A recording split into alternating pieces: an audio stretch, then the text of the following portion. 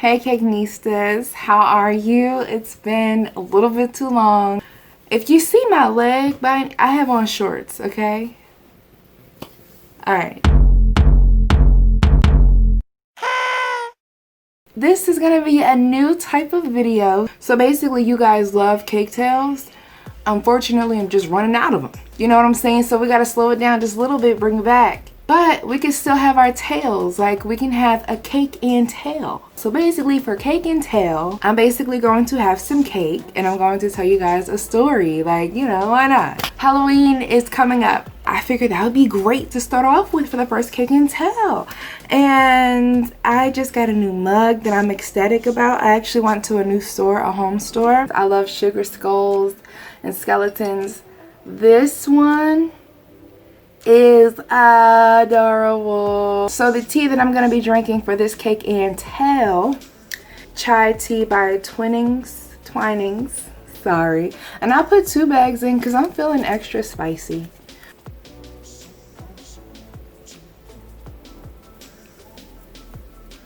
Oh, strong, but it's delicious. Is there caffeine in this? So this is delicious. We're gonna set this aside. And then my cake that I'm gonna be trying for the first time, keto cake by Duncan Hines. This is the double chocolate cake and it's 5 grams of net carbs, which is still 3 too many if you ask me, but we'll work with it. I can't eat this whole thing anyway, so I'm just gonna eat half.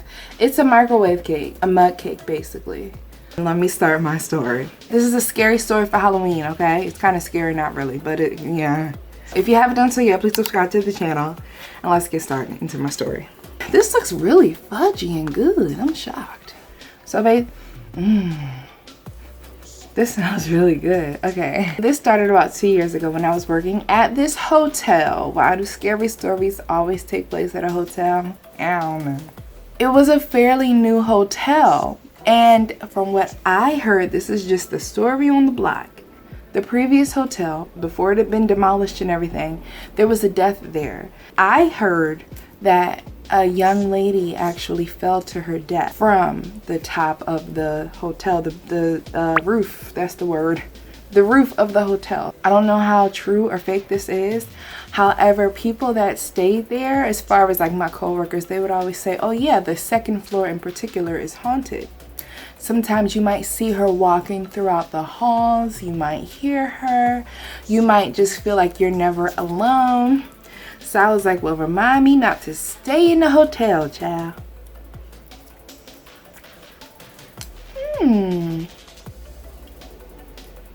Oh. Okay. Oh, this is delicious. All of it with a little tea, you know.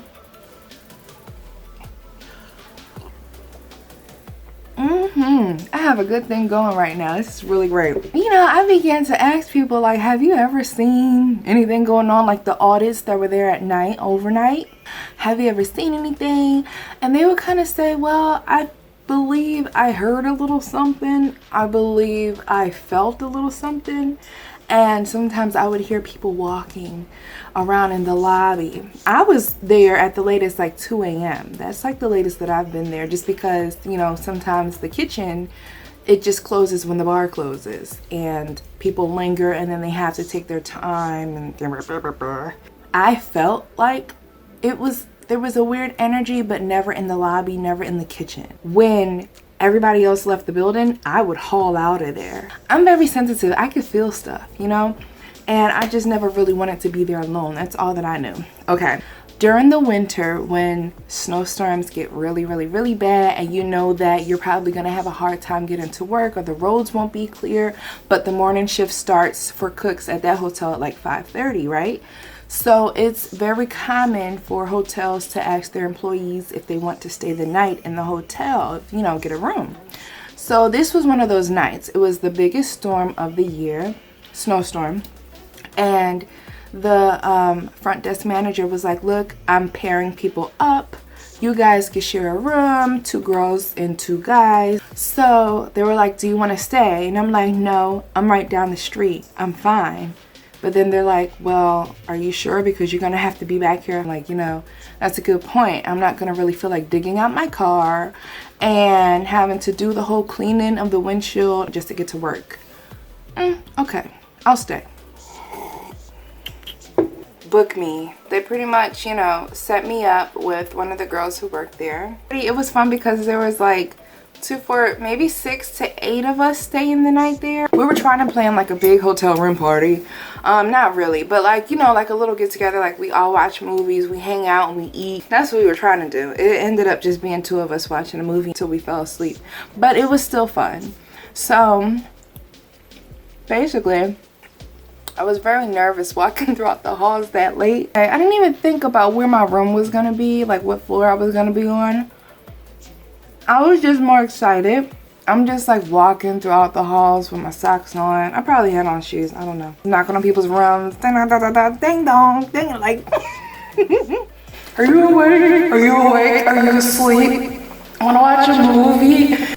We ended up walking to one room, watching TV until I fell asleep. Went to another room, and then went back to my room and sat up and had like girl talk all night until we fell asleep. And no, yeah, that day I was actually scheduled to start work a little bit later, so I didn't have to come down till about 2:30. So I didn't have to stay at the hotel, but I was like, why not? I've always wanted to do that. They told me like, put that little sign outside because the housekeepers will come at 11 o'clock on the dot, and that's my deepest sleep hour at that time, just because of work. 11 o'clock a.m. I was in the deepest of the deepest sleeps.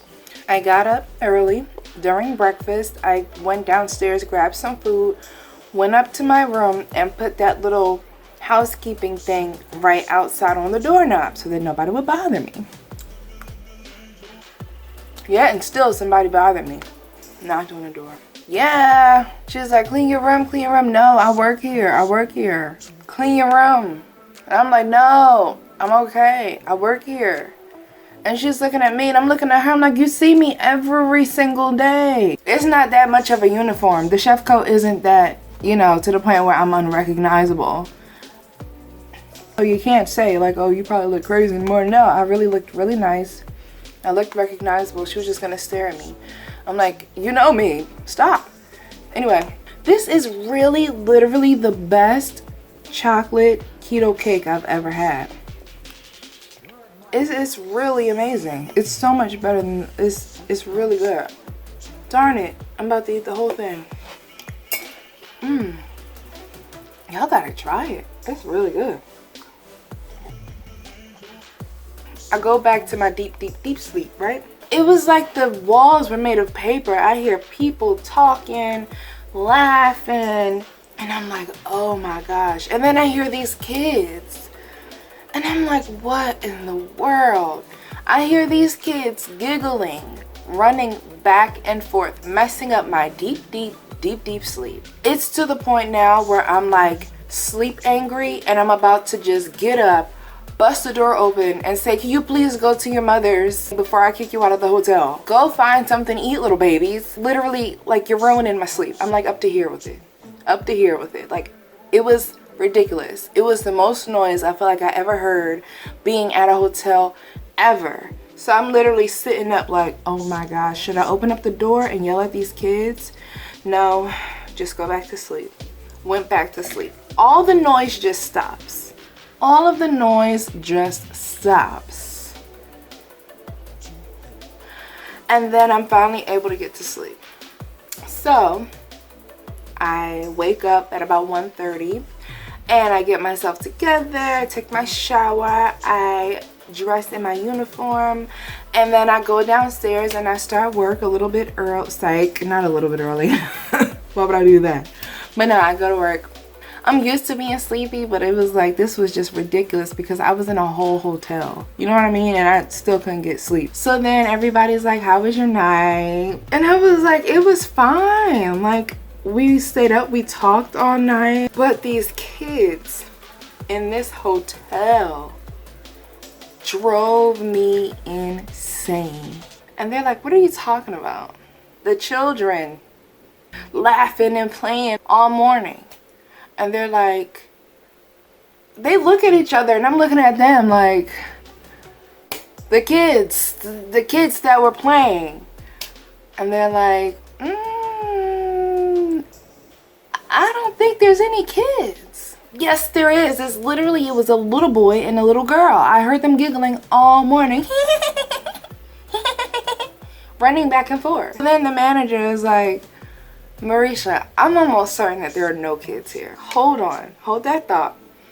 Goes to the front desk. Comes back.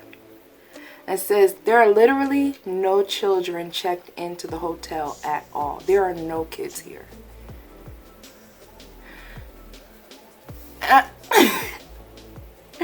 I could have easily said, oh, okay, it was probably some adults or some teenagers. But I kid you not. These were little children giggles. You can't tell me that there were no kids running back and forth. And I'm like, they kept running to the back, like, and then I stopped. I know this hotel through and through. I was the last room on the second floor.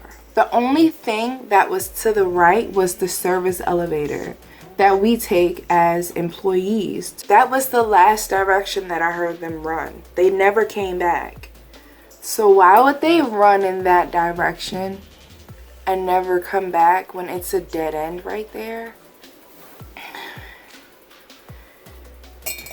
Are you sure you heard children? As sure as my skin is brown. As sure as the sky is blue. When I say I heard two kids, and they were so loud that they woke me up. So then now I'm talking to the people that work at the front desk. Did you see any kids go by? No, Marisha, there's no kids here. No, seriously. Seriously, don't play. It was a very corporate hotel. The main people that stayed at the hotel were people that were there for business. They're going to tell me that there were no kids in the hotel. Okay, that's fine. And then they're like, well, what floor were you on? The second floor. Oh, yeah, everything happens on the second floor. Wait, because it wasn't in the middle of the night. It was literally at 12 p.m. It was in the daytime.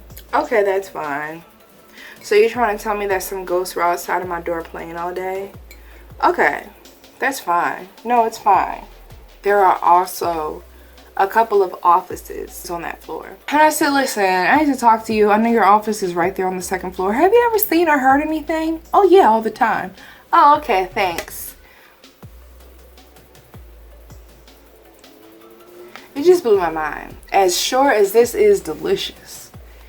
I mean, these were kids. It's fudgier at the bottom. What'd you think of this story? You know it's real when it mind boggles you still 2 years later. I'm still like, I don't know. I don't know. And the housekeepers weren't anywhere around. They were done that floor by the time I heard all that noise. So I couldn't even ask them if they saw anything.